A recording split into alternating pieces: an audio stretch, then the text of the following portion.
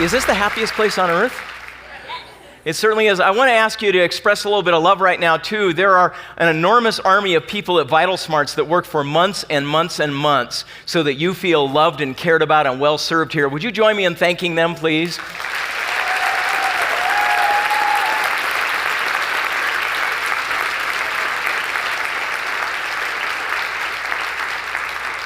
It's an absolute wonder how this comes together.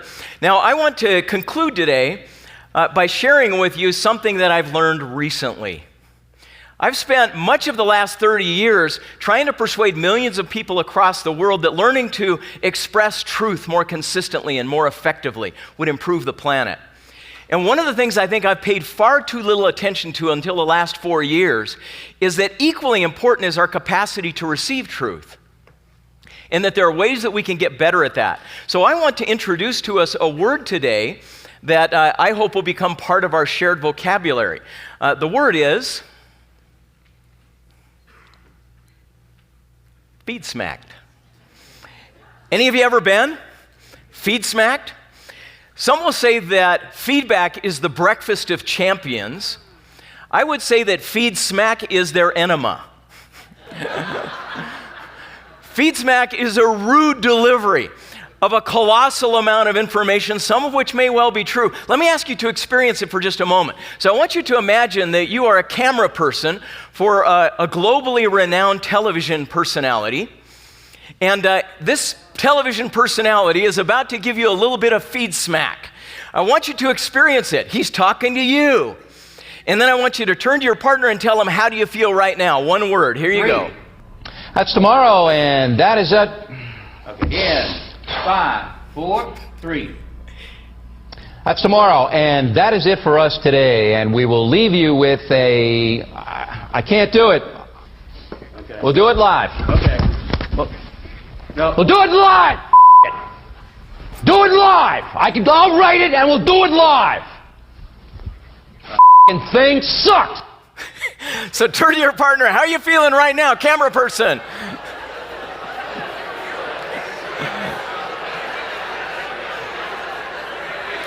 All right.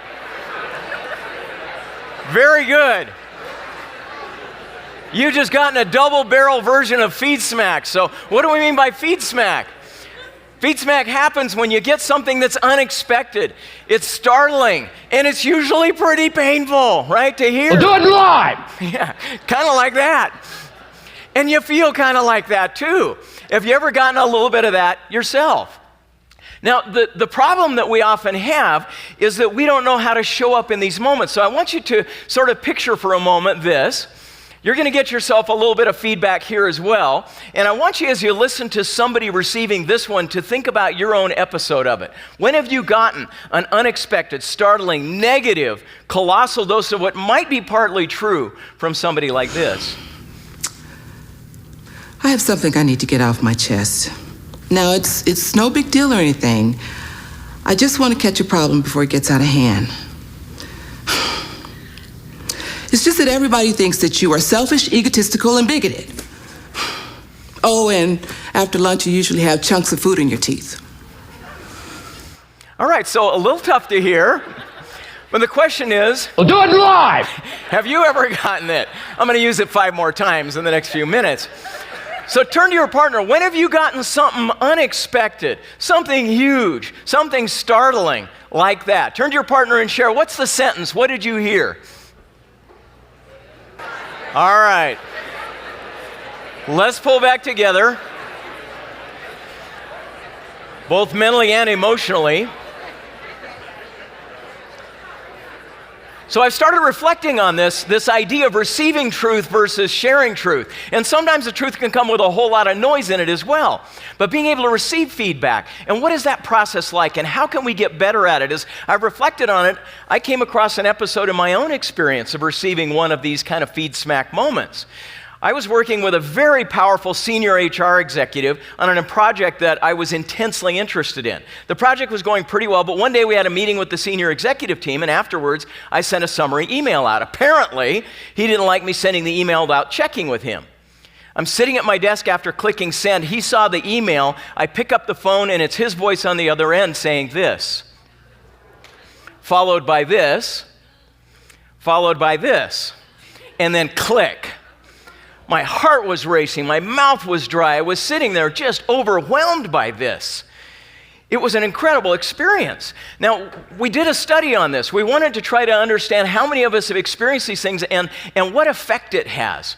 So we got about 455 responses from people that remembered some Feedsmacked moment, some moment that was startling, negative, unexpected. And here are the kinds of things people heard in the workplace. Just take these in. Can you imagine? And some of you can do more than imagine.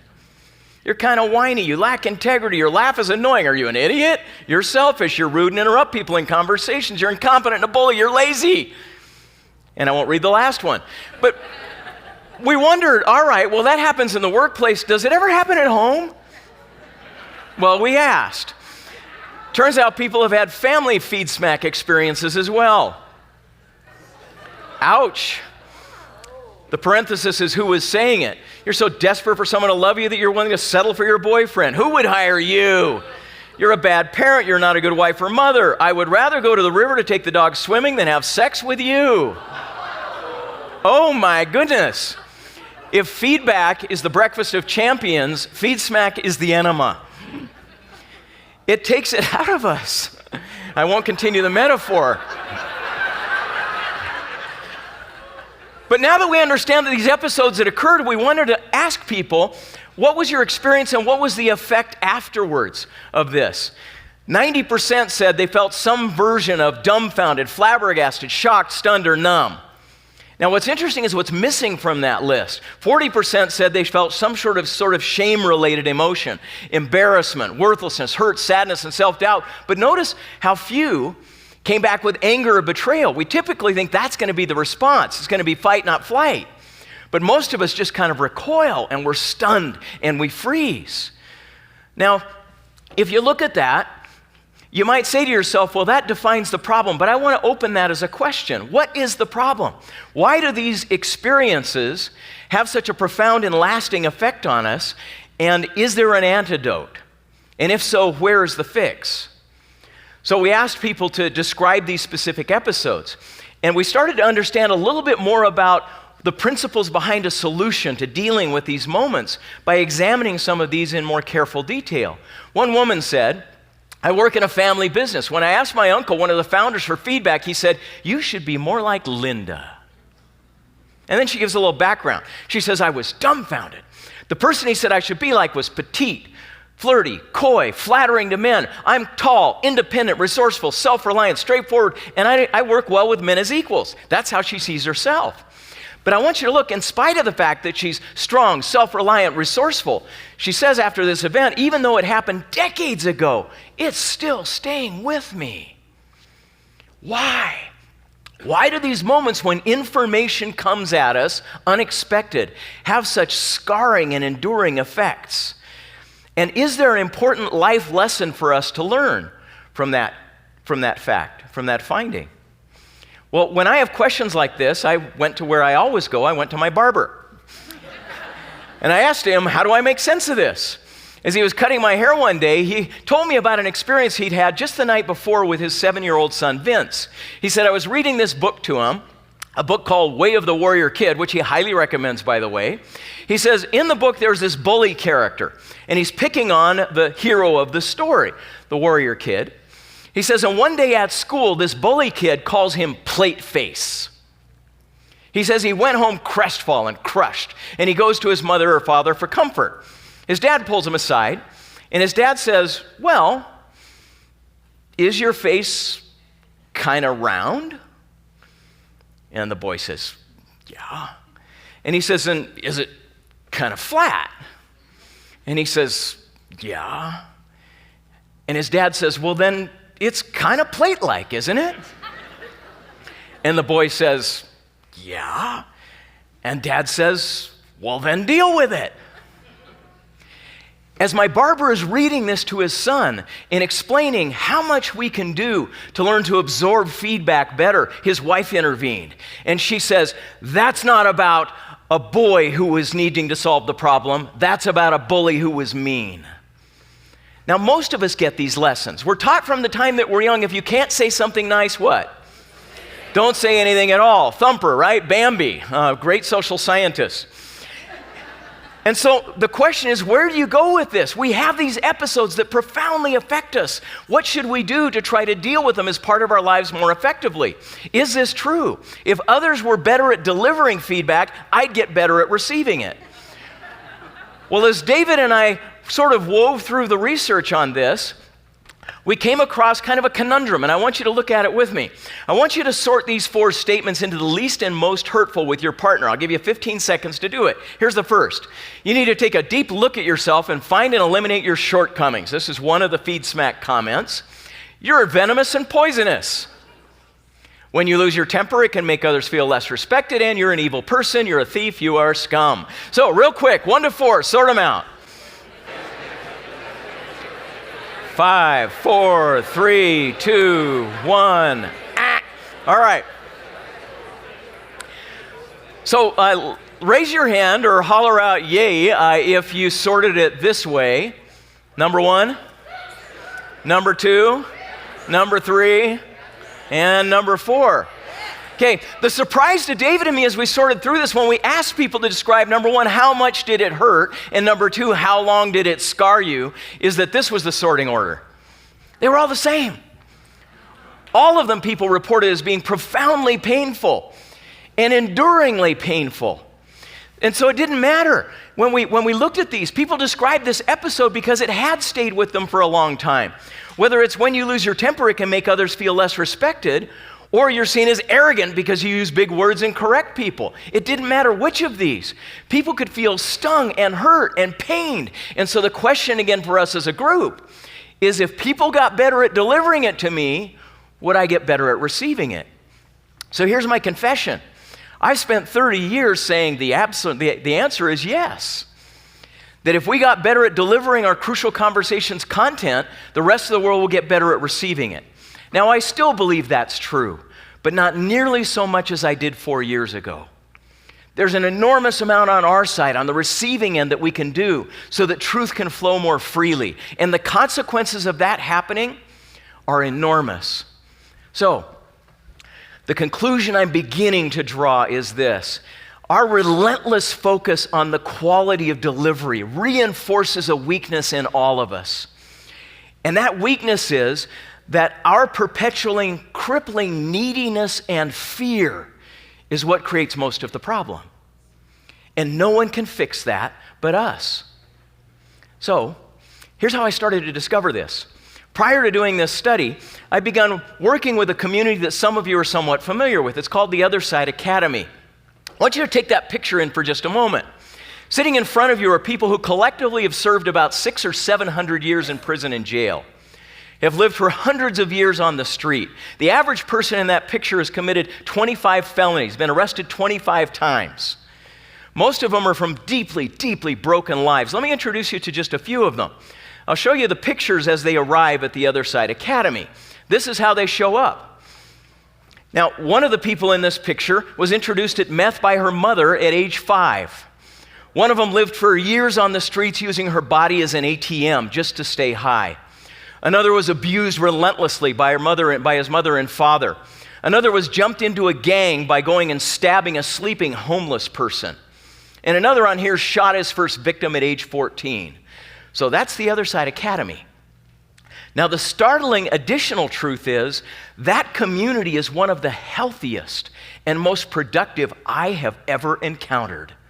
I would hold them up against any organization in this room. And the question is, how do they get that way? Here's how. So Friday night of this week, they're going to sit in groups of 20 in a circle and give each other relentless feed smack, not feedback. This is not the best place in the world to learn crucial conversation skills. In fact, I want you to hear some of the messages some of them are going to get. So a few of them are going to tell you some of the things that were told to them about themselves by their brothers and sisters in the house. So I'm fake, I'm arrogant, and I'm a liar. I sell out for women, and I'm spineless. I'm a bully, and I have no boundaries. I'm sneaky, and I'm duplicitous, and I think I'm better than others. I'm unapproachable, I don't care about others, and I'm a jerk, although they use a different term. I'm a homeboy, and I got no boundaries. I don't care about people, and I'm selfish. I'm a fake, I'm manipulative, and I'm a monster. Kind of tough stuff to hear, right? But it's interesting because as people say that to them, the focus is not on the person giving the feedback. The focus isn't you need to learn to deliver this better. The focus instead is a different phrase, and I want you to listen to it. You're going to listen to an excerpt from a game, and you're going to hear a recurring phrase. I want you to see if you can pull it out from the context, because it's a powerful idea. But no, you're too caught up in Jordan. What Jordan's got going on. You're gonna help me? I will help you. Take a game, Jordan. Sit there and take a game. We all care about you, and you're sitting over there. I didn't do that. I don't remember that. It's weird how you don't remember all of a sudden. It's just like your life, man. Come on, man, take your game, Greg. And you are a bitch sometimes, Tiffany. You come down and you are just ornery. It's like, leave me the hell alone. That's just the vibe you put Well, off. it doesn't even work. You guys don't even leave me alone. You're always freaking talking to me. That's just what we do. That's what we do. What's the phrase? Yeah, powerful phrase. Who are they talking to? The one giving and the one receiving? Yeah, the focus is the one receiving. Take your game. Learn to listen to the game. And watch what happens when they do. The guy in the green hoodie there is a man named Marlon. When he arrived, he was one of the most emotionally brittle, defensive, angry people that I have ever met. When he was in games, he would explode almost on contact. And yet over time, as he learns to sit and listen to truth and winnow it out for what's essential for him, watch what starts to happen. You're going to see a game come at him pretty hard, but I want you to watch how he responds. And instead of just even asking him, what are you doing, or giving him some help, you just jump straight down his throat. The guy's been here 3 months, and you just bit his head off. When are you going to stop doing that, man? When are you going to stop personalizing everything, making all the supplies yours, and just, be a little more empathetic, be a leader, act like you've been here 3 years instead of 3 days. When is that going to happen? Yeah, I never thought about that. I never thought about what he was trying to do. It was all about what I was doing, and It's me. Is that incredible? Who knows how to do that? A guy that's been arrested 25 times, lived on the streets, been in and out in jail, and he would be the envy of any of us in terms of emotional maturity. So I started trying to study, how does this happen? How do you learn to live in a torrent of truth and to be able to take out the things that would benefit from you? And what I've found has implications not just for these difficult moments, but for our entire lives, as you're about to see. So at first I started to look at this from a skill perspective. And I asked the students, are there some things that you've learned to do that help you take your game better, to receive this Feedsmacked in a gracious kind of way? And listen to what they've got to say. It's some profound stuff. First of all, I try to breathe and wait at least 5 seconds before I respond and kind of process the information. More importantly, I tell myself I'm safe. I just sit back in my chair and just remind myself that I'm safe. I tell myself that there is value in everything that is said, whether they are wrong and I learn something about them, whether they're right and I learn something about me. Breathe. I think of the man I am striving to be. I sit back in my chair and just kind of take a deep breath and relax. I remind myself that it's not about me, it's about the other person who's letting me know my behaviors, holding me accountable, and setting boundaries for themselves. Just remind myself it's an opportunity to take control of my life, and I need to be curious in how my actions affect other people. Pretty profound stuff, isn't it? Now, as you sort through it, there are some definite patterns, some skills, and you could describe them with the acronym CURE. First of all, they have strategies for collecting themselves, reflexive strategies. Things like you heard, just breathing, take a breath. So when it's coming at you, just take a breath, calm yourself. Second, they try to connect with their feelings. Don't disconnect. You have secondary feelings when you ignore the primary ones. You get angry and defensive when you can't experience the fact that you're feeling hurt or sad. And finally, reframing. They'll use little phrases like, the man that I'm trying to become, or this can't hurt me, or just because I make mistakes doesn't mean I am a mistake. Things that help them just collect themselves. Second, they make their task to understand. There's brilliance in this. Time is your friend in these moments. Take it. Just ask questions. Just explore. Take the spotlight off you and put it on them. Ask questions to understand. Some of the students will use a phrase at the conclusion of this. They'll say that people throw 50s on it, right? What that means is that the feedback is often exaggerated, but don't react to that. Just ask questions and try to understand. Detach yourself from it. This isn't about me. This is about how they feel to start with. I'll sort it all out later. Get yourself curious, as Jordan said there towards the end. Third, they recover. Oftentimes, at the conclusion of a 20 or 25-minute intense game, a student will say, I'll take a look at that. I'm not agreeing, I'm not disagreeing. I'll take a look at it. And then you go out and recover. Let yourself work through all the emotions related to it, and finally, engage. Engage both with the truth. Try to winnow through it. Ask yourself, is there some element, some kernel of fact in here, something that would benefit me in the person that I'm trying to become? And then finally engage with the other person. Go back to them. Let them know what you agree with. Share additional perspective if you need to. So there are skills, there are patterns, but that's not the most important part. What I learned most is that what gets in our way in these moments is our cravings. Not a craving for chocolate. It's a craving for something else. The most toxic weakness that you and I have, one that we've been practicing and having reinforced at our mothers' and fathers' knees from the time we've been young, is a craving for approval and a fear of truth. We're trained in that way of looking at things. We become unconscious approval junkies and naive threat assessors. Let me describe what I mean by that. You and I have two basic psychological needs. One of them is safety, the other is worth. Safety is basic things like, do I feel physically safe? Do I feel materially or socially safe? In terms of worth, it's just a way of finding self-respect, self-regard, or self-confidence. It's how I see myself. Here are the two things that I've learned from these students by watching this remarkable transformation happen from them. Two of the keys that lead us in a direction of a solution are this. Number one, feedback and safety are less related than we think. In the moment we think that what they're saying could shake our worlds, it turns out it does it far less often than we usually think. Second, feedback and worth are entirely unrelated. The two have nothing to do with each other. I think Gandhi said this best: no one can hurt me without my permission. It is our willing consent to the pain that perpetuates it. The reason some of those people were hurting 10 years later, even when somebody delivered something in what sounded to me like a decent, crucial conversation structure, was because they surrendered the definition of their own worth. So let's just examine quickly safety versus worth. First of all, there are times when fear is the right response. There are times when you should panic. There are times when you should run and defend yourself.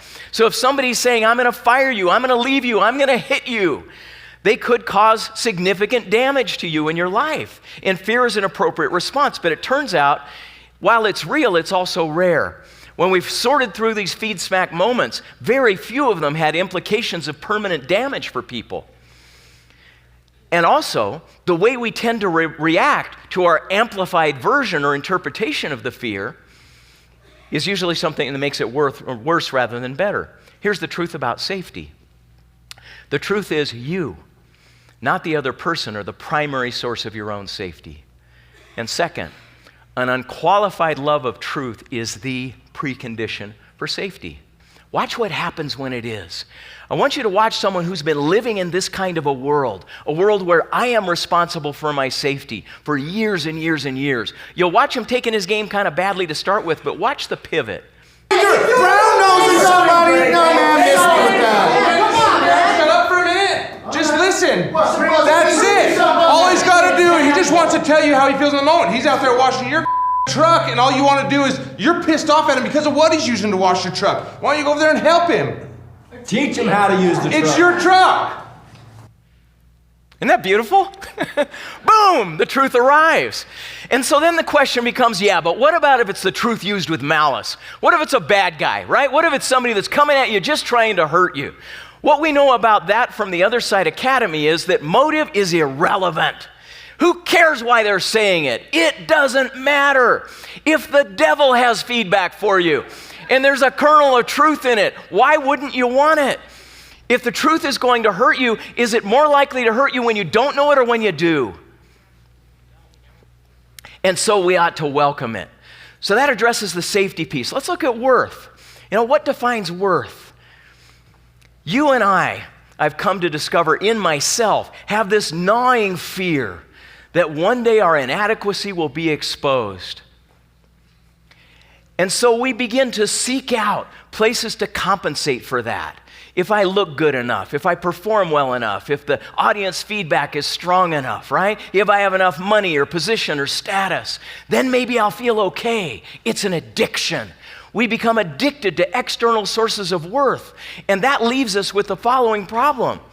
We live in a perpetual state of dread because if I no longer have that money or that approval or that position or that status, then I'm exposed. Because there's nothing innate to me. There's nothing intrinsic to me. So how do you take back your peace? I'm going to show you a picture that will define it. I want you to look at this picture because it speaks volumes about how you take it back. Look at that. Do you see it? Do you see peace? From a man who stood for 27 years in an environment on Robben Island where he was relentlessly assaulted, called names, disrespected, denigrated repeatedly over and over, and yet emerges like this. And how do you do that?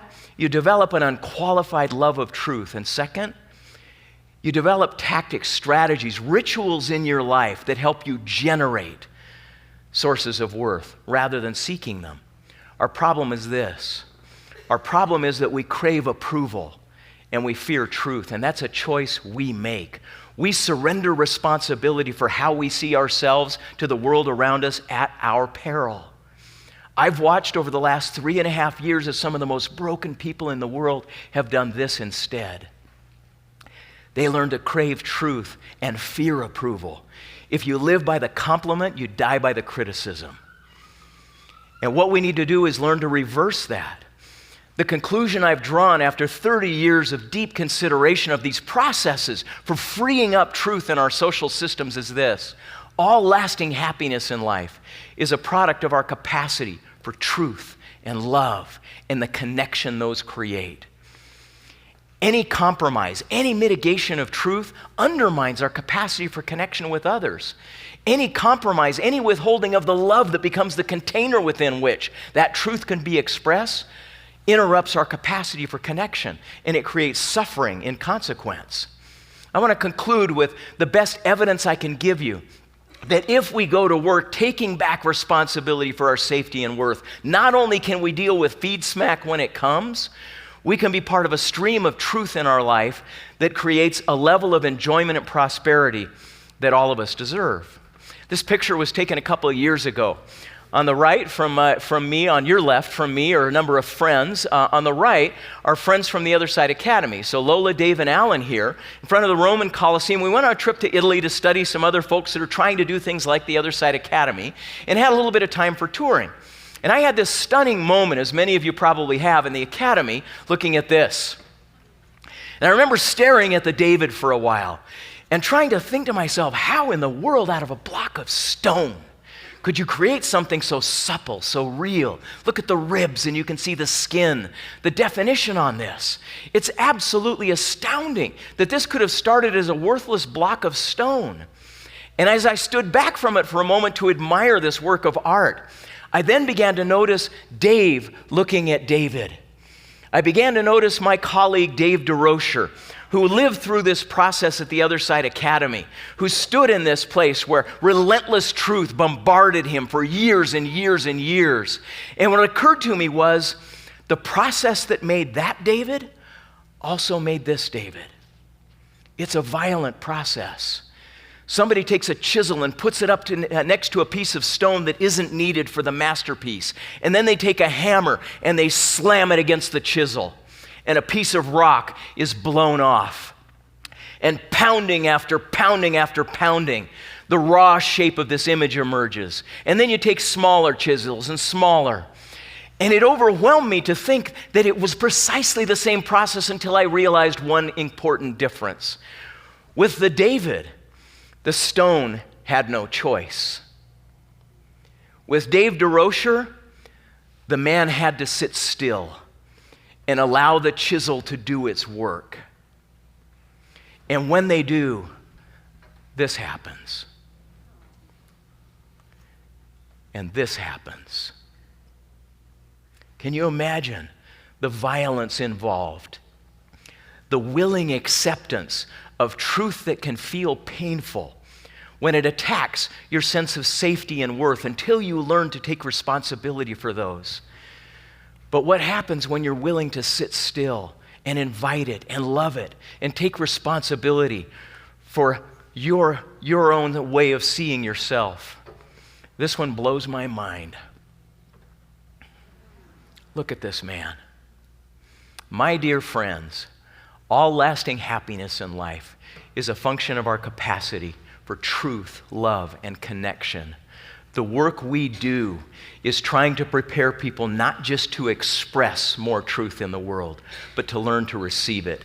May we be better at doing so that we can have the happiness we deserve. Thank you very much.